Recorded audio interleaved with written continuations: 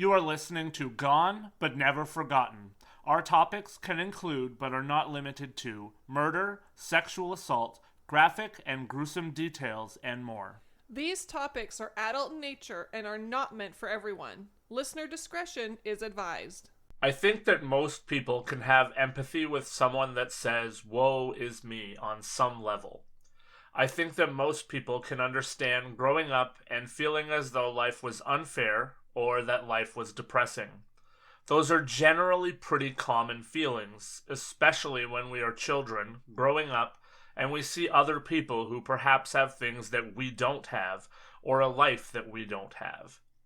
On January 18th of 2003, though, two sisters would take those feelings to an entirely different and sadistic level when they would complete a plot that led to what is believed to have been the first ever matricide in Canada by two sisters.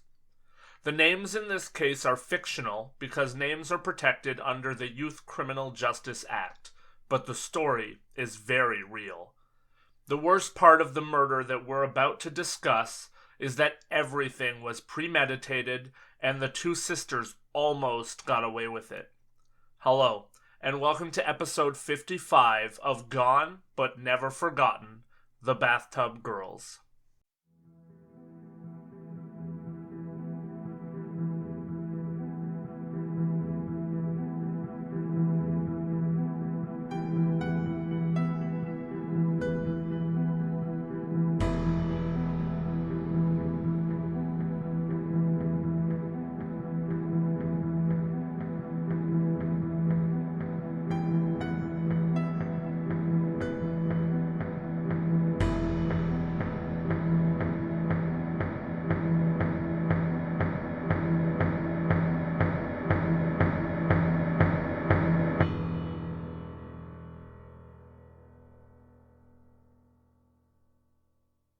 Hello everyone, and welcome back to GBNF. And welcome back, Julie. We're happy to have you back after your sabbatical last week. Thank you, Lance. It's good to be back as always. Last week, we covered the case of Peter Woodcock, Canada's youngest serial killer, and what a case that was.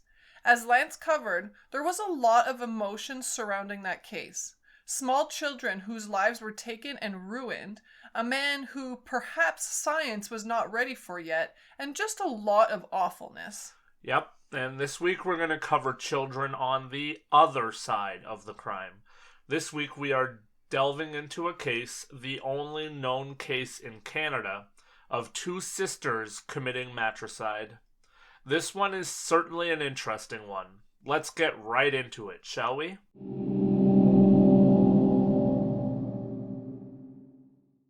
Right off the top of today's episode, we should talk a little bit more about something that Lance mentioned in the intro.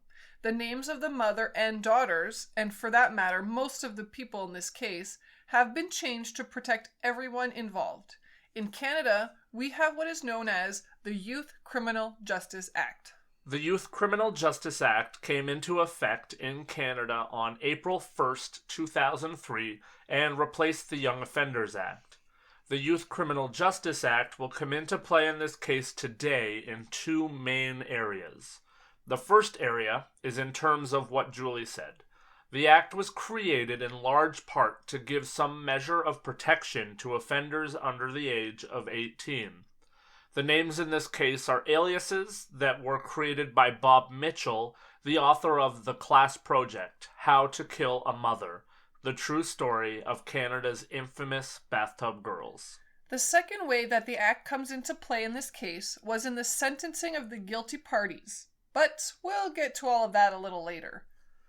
Linda Anderson gave birth to 3 children in Mississauga, Ontario. Their aliases are Sandra Anderson, Elizabeth or Beth Anderson, and their brother, Bobby Anderson. Sandra was the older sister, and Beth was the younger sister in this case. Unfortunately, very early in the life of the 3 children, their father abandoned the family, and that left Linda with the job of raising all 3 children as a single mother. As most anyone can attest, that is not an easy thing to do. For a time, I was a single mom to 1 child, and that alone was not easy. I cannot even fathom raising 3 children by myself. There are many women that do that, though, and they deserve a Medal of Honor for it. Absolutely. I don't even know how my parents raised 3 of us at the same time, and they were together. So that certainly gets a lot of credit from me. Unfortunately, as often becomes the case, Linda would spiral and suffer from depression, mental health issues, and a dependency on alcohol. The home life of the 3 women and young son would not get better. Sadly, as many of us have seen far too many times in situations just like this, Linda would latch onto another man who she perhaps would not have started dating under different circumstances. The man, known in the media as Doug, lived with the family and he was incredibly abusive. Doug would abuse Linda, and of course, all that did was serve to drive Linda to drink more and more often. In an interview in 2020, Sandra would say that the home life was absolutely awful.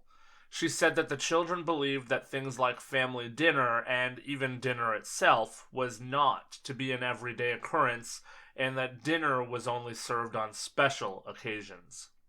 Oftentimes, Doug and Linda would leave Sandra and Beth alone to watch their younger brother.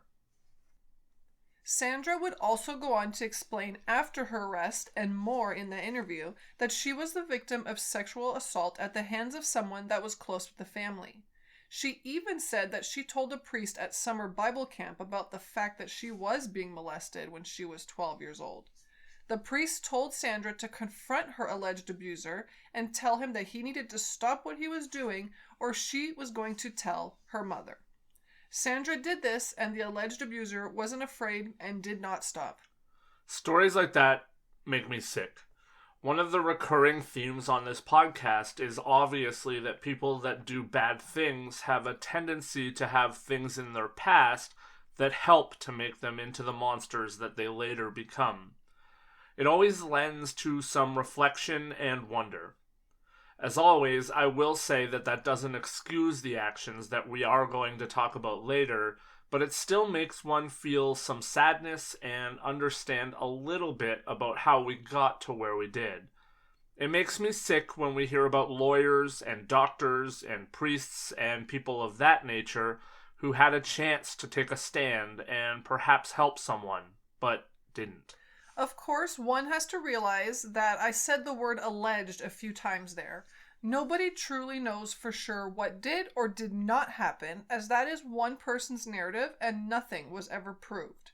But yes, if that is all true, it makes one sick to their stomach. People rise into positions of power and trust and then choose not to serve the people that they are charged with serving. We have seen that a lot. Sandra would also explain that her mom was almost always drunk. She would drive drunk with her children in the car, and the children would go without the necessities of life so that Linda could feed her alcohol addiction. In 2001, Doug would be convicted of drunk driving and domestic abuse. So you can certainly get a feel for what kind of life these girls were living, regardless of whether some aspects were true or not. There are enough facts to show that these young children were living in some form of hell. After Doug was gone from the family home, the girls would take on even more work around the house because their mom's drinking continued to get worse and worse. These were 2 young girls that were just in high school and trying to map out their lives. There has been a lot of static about the movie that was made about the Bathtub girls called Perfect Sisters, because many felt that the movie made the girls out to be sympathetic characters. But on some level, I think that they were. I really can't disagree with that. By 2002, things were really coming to a head for Sandra and Beth because they started to realize that they were living without some of the things that many of the people that they knew had. All of the money that the family had seemed to be going to Linda's addiction.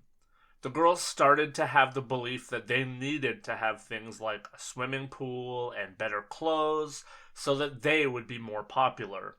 They started to see a correlation between their lives not being the way that they wanted and their mother's addiction. I feel like in many ways in stories like this, we start to hate the victim on some level. seeing just that these girls had a hard life and not focusing on the fact that a lot of the things we know about the family come from the killers themselves. The reality is that Linda was not summed up only by an addiction and mental illness. Linda was working 2 jobs to support her 3 children, and she was even taking courses in school to better herself and her work. We mentioned in passing as well, but I want to touch again on the fact that Linda was also the victim of abuse by Doug. This was a woman who tried to hold everything together for her family. Sandra, in that same 2020 interview, said as much herself after the fact, but she and her sister did not see those things when they were children. I think that we can all understand that too on a certain level. When we're children, or especially teens, we don't see the big picture. We don't see much past our own little worlds, and sadly that is what the girls started to do. They started to see their mom as a curse instead of the loving mother that she tried to be in spite of everything. Because of those feelings, Beth and Sandra started to search the internet for ways that they could murder their mother and get away with it. They believed that if they could get away with her murder, they could cash in on the life insurance policy that Linda had. They believed that that policy would pay out $133,000 to each of them and their brother. They decided that they would use that money to take a trip to Europe with their friends and to buy a better house. That statement right there alone shows the immaturity of the two of them, I think. It kind of puts things in perspective. They wanted to use that money to enhance their popularity. They figured that they could trade their mom in for a payday, essentially. And they did exactly that. Sandra and Beth decided that they were going to drown their mother because they felt that a drowning would fly under the radar because people drown all the time. They assumed that such a death would be attributed to Linda's alcohol problem and that the police may look the other way. After making a plan together, they would tell some of their friends what they were planning to do, and their friends encouraged them to do it. Those friends didn't tell other friends, their families, the police, or anyone else. More people who kept their mouths shut. Again, these types of people either decide that what they're told isn't true, or they decide to keep their mouth shut, and in this case, it was the latter, as nobody ever came forward even after the fact. Whoever you are, you should feel just as guilty as these 2 girls for the murder that took place. You are sick and twisted if you know about a murder plan, or worse, a murder after the fact, and you don't tell anyone. Around noon on January 18th, 2003, Sandra and Beth started to serve their mom alcohol as they wanted her to get drunk.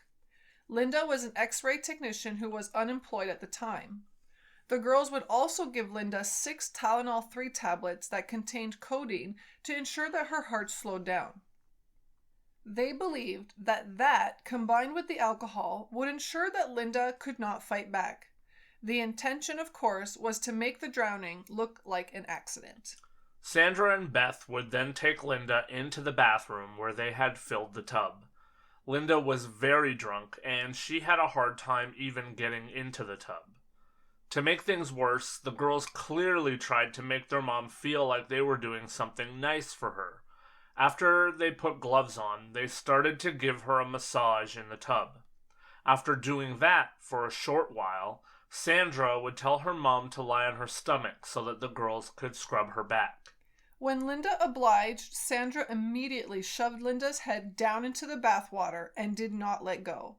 She held her mother's head underwater for 4 minutes, and when she removed the pressure, she found Linda to be dead. After they determined that Linda was dead, the girls left the home to meet up with their friends at a nearby restaurant where they celebrated the fact that they had pulled the crime off. The other purpose for this celebration was, of course, to create a perfect alibi for Sandra and Beth. This dinner celebration occurred around 6:51 p.m., and they did tell their friends that they had killed Linda. Beth and Sandra would then return to the home around 10:30 p.m., and they immediately called 911. They told the 911 operator that they had left the house around 6 p.m. and that Linda was drunk and preparing a bath for herself. After an investigation, the police found that the situation was suspicious, but they did not find any evidence of foul play, so the death of Linda was ruled to be accidental by drowning. Toxicology screens would show that Linda had 5 times the legal alcohol level for driving and 3 times the safe level of codeine in her blood at the time of death. After Linda's death, Sandra and Beth lived with their aunt while their now 3-year-old brother lived with other members of the family. Manulife, the insurance company for Linda, paid out $67,000 in trust to their brother, while the girls received $133,674.90 between them. And so, the 2 girls had seemingly pulled off the perfect crime. However, something else that is familiar happened. If you're a true crime fan, you know that oftentimes people do not know how to keep their mouths shut, even when they're pretty much in the clear. Well, this was one of those cases. About a year after the murder, one of the girls told a male friend what they had done. Thankfully, and finally, someone did something. He went to the police and told them that he was at a party with the girls and one of them had actually told him that they had killed Linda.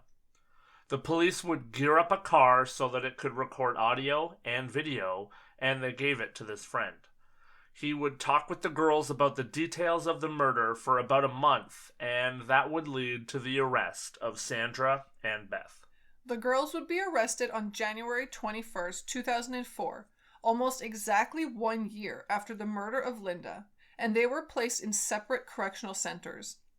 Later on, they would be placed under house arrest, and both sisters would admit and confess to the murder. A computer was also taken as evidence in the case, and chat messages were found between the girls and others that laid out the plans and the preparations for the murder, as well as the research histories that would show that the girls had extensively researched how to kill Linda. The girls had also looked up how the mixture of alcohol and Tylenol 3s would affect a person. The trial would begin in November of 2005, and both girls were found guilty of first-degree murder.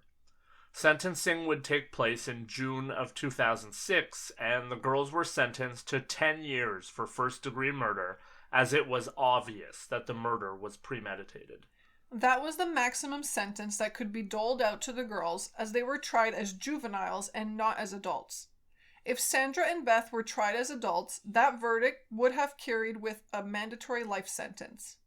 The 10 years that they were given would include 6 years in custody and 4 years of community supervision, meaning constant contact with parole officers. While the sisters were incarcerated in prison, they were forbidden from communicating with one another. In handing out the sentence, Justice Duncan would say that the girls, quote, suffered a level of poverty that was not in keeping with their mom's relatively good income. The home atmosphere was depressing and degrading, unquote.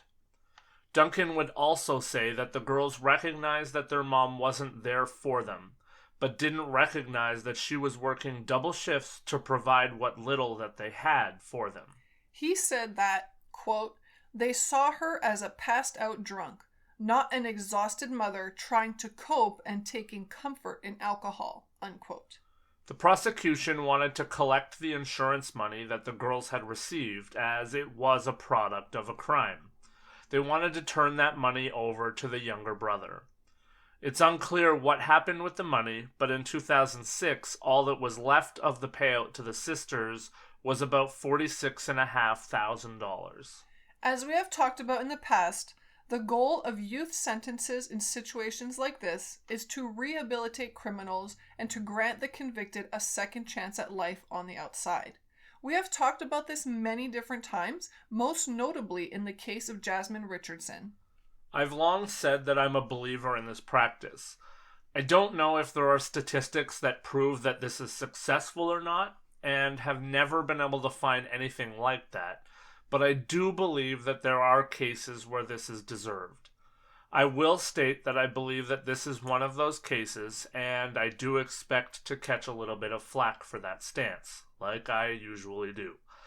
Listen, we've all been teenagers. Most of us can say that at one time or another we hated our parents. I certainly can, anyways. Now, obviously, I did not murder my parents, and I did not carry out anything like this.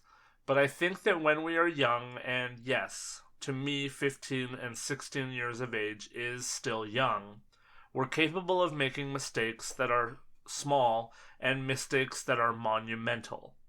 I'm sure that Julie and I will get into this more in our reaction episode, as this is not the place for that. But I do believe that these girls deserved a chance to live a life still, and a chance to reverse the curse, so to speak, that their crime caused. The girls would end up serving much less than even the 6 years in prison that they were given. Sandra, the older sister, was released from prison to a halfway house in 2009 after only 3 years in prison, and Beth was released in 2010 under federal parole. The real question, which Lance just alluded to, is whether the two of them being free from their crime is a rehabilitation victory for them or a sign that the justice system in Canada is broken. It has been reported now that Sandra has graduated university with the intention to become a scientist, and Beth has married and is now a mom herself. She also has graduated, her from law school. The story has been covered in the aforementioned book by Bob Mitchell and in the movie that we mentioned as well. We will, of course, not be releasing the names of these girls or any other criminals that are protected under the Act, as we do believe that part of allowing people a second chance is certainly not contributing to harassment that they no doubt have and will face. Some may say that they're getting what they deserve, but that is legally incorrect in this country. All of that to say that the death of Linda was a tragedy. She did not deserve the things that were done to her. Linda was indeed a single mom who struggled with addiction and mental health issues, and was at the end of the day a single mom who tried as hard as she possibly could to ensure that her family had a roof over their heads and had whatever she could provide. If you're out there and Linda's story hits you in the feels, maybe you are that person who is struggling to make ends meet and is struggling with addiction of any kind. Know that you are loved and that it is okay to not try to defeat things like this on your own.